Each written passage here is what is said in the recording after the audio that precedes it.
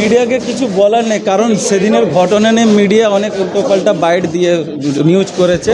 সেই কারণে আমি আর মিডিয়াকে কিছু বলতে চাই না, কারণ সত্য ঘটনা মিডিয়া তুলে ধরে না।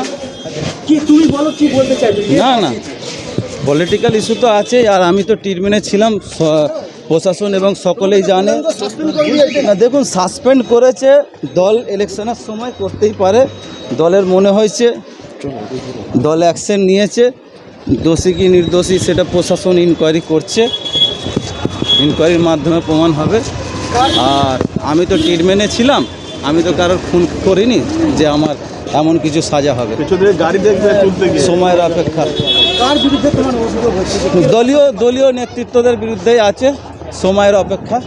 কল্যাণ ঘোষ তো ঘোষের নামে তো তুমি রিপ্রেজেন্টেটিভ বলে বলছো। দেখুন, রিপ্রেজেন্টেটিভও ছিলাম, হাওড়া জেলার মাইনরিটি সাধারণ সম্পাদকও ছিলাম, এবং নির্বাচনী